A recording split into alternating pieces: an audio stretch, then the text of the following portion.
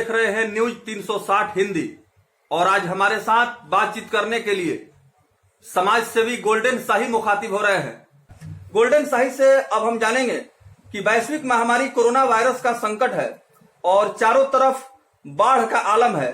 ऐसे में आप हमारे विशेष अभियान और कार्यक्रम के माध्यम से क्या आप संदेश देना चाहेंगे लोगों को कि इस मुसीबत के घड़ी में कैसे अपनी जिंदगी को गुजारे? देखिए, अभी बाढ़ है, कोरोना है, दोनों एक साथ लोगों पर ऐसा न कहर टूटा है कि क्या बताया जाए। बहुत ही दुखद स्थिति है। तो जितने भी जनप्रतिनिधि हैं जो जीते हुए हैं, चाहे जो चुनाव लड़ रहे हैं, चाहे जिनके अंदर थोड़ी भी मानवता है, उनसे हम आग्रह करेंगे, विनती करेंगे कि कृपया आप लोग जाएं और जो लोग फंसे हुए हैं उनका मदद जरूर करें अपने स्तर से जो भी हो सके, क्योंकि यहाँ के जो शासन प्रशासन है वो तो मदद करेगा नहीं और न करेगा, न कर रहा है, न किया है कभी। और इसीलिए हम चाह रहे हैं कि जितने भी हमारे लोग हैं कृपया आप लोग संभल जाइए और आने वाले समय में 500 और 1000 रुपया लेके लोग जो वोट देते हैं, और देखिए आज 500-1000 रुपया लेके जो जिसको दिए घूमने के देखने नहीं आ रहा है, लोग दूसरे लोग जाके देख रहे हैं। तो ये सब देख के थोड़ा सोच समझ के अगला फैसला लीजिए।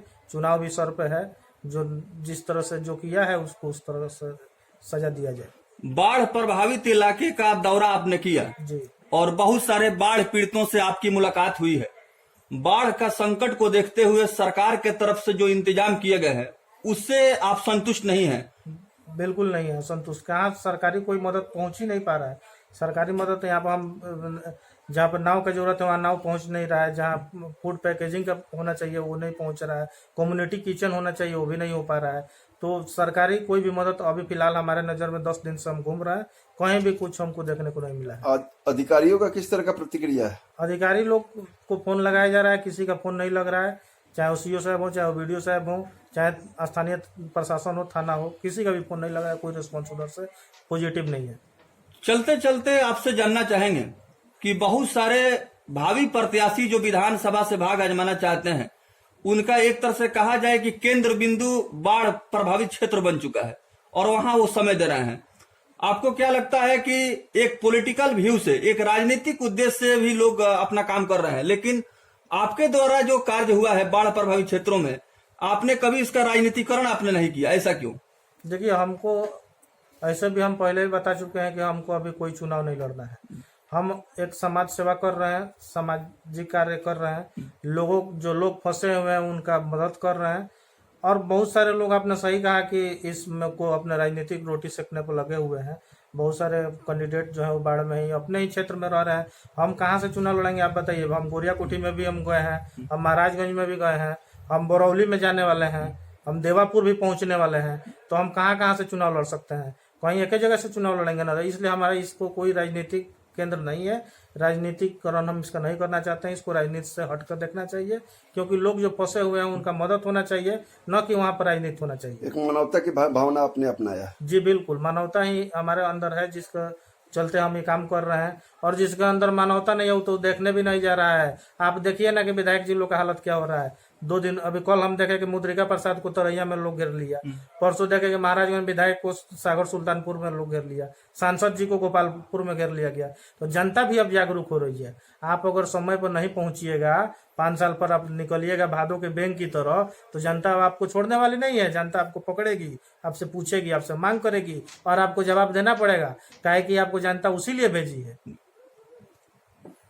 महाराजगंज विधानसभा, गोरिया कोठी विधानसभा, दरौंदा विधानसभा की बात करें तो यह इलाका बाढ़ से काफी प्रभावित हुआ है। विशेष करके गोरिया कोठी प्रखंड के अंतर्गत आने वाले कुछ पंचायतों में और साथ ही साथ महाराजगंज विधानसभा के कुछ पंचायतों में भारी जल जमा हुआ है और जल संकट के बाद लोगों की जिंदगी काफी नारकीय हो गई है। गोल्डन शाही का कहना है कि सरकार के पदाधिकारियों के द्वारा सकारात्मक निर्णय नहीं लिया जा रहा है और साथ ही साथ जो विधानसभा या लोकसभा के प्रतिनिधि हैं वो भी इस मुसीबत के घड़ी में जनता का साथ छोड़ दिया है। कहीं न कहीं कहा जा सकता है कि सरकार की विफलता सामने आ रही है और सरकार को इसको सहानुभूति पूर्वक विचार करते हुए तुरंत इस पर अविलंब कार्रवाई करनी चाहिए और राहत सामग्री के रूप में पर्याप्त साधन वहां पहुंचाना चाहिए, जिससे कि लोगों को राहत मिल सके।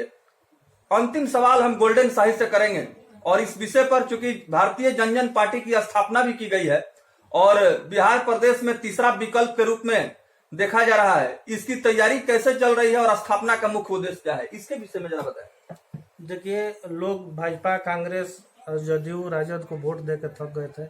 विगत 30 वर्षों से इनकी सरकार है। 15 साल जंगल राज वाली सरकार थी और जस्ट उसके 15 साल बाद नीतीश जी के सुशासन वाली सरकार थी। दोनों ही सरकारें अपने जो मुहिम थी उसमें फेल्योर है। नीतीश जी से आप अभी जवाब पूछिएगा कि आप क्या किए हैं, उनका 7 निश्चय कहाँ कोई आपको सफलतापूर्वक दिखाई दे रहा है? चाहे वो शराबबंदी हो, अब तो नया नया लड़का शराब बेचने लगा, पहले तो ये नहीं था।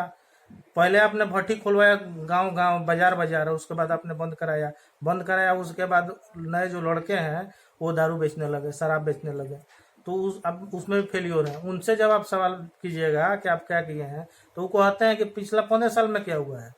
पिछला अगर 15 साल में कुछ हुआ रहता तो सरकार आपको काहे के लिए बनाता, आपको जनता काहे के लिए चुनती?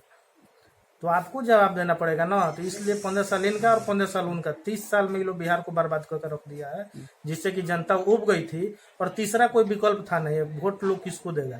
इसलिए हम लोग इसको तीसरे मजबूत विकल्प के रूप में लेकर आए हैं और हम लोग अपने एजेंडा पर चुनाव लड़ेंगे। हम लोग का एजेंडा होगा, आपको रोजगार की बात करेंगे, हम लोग शिक्षा की बात करेंगे, हम लोग अपराध मुक्त बिहार की बात करेंगे। ये सब मुद्दों को लेकर के हम लोग आएंगे और हम लोग इस पर कायम भी होंगे और इसीलिए राष्ट्रीय जनजन पार्टी को हम लोग को बनाने का मकसद पड़ा। बहुत बहुत धन्यवाद।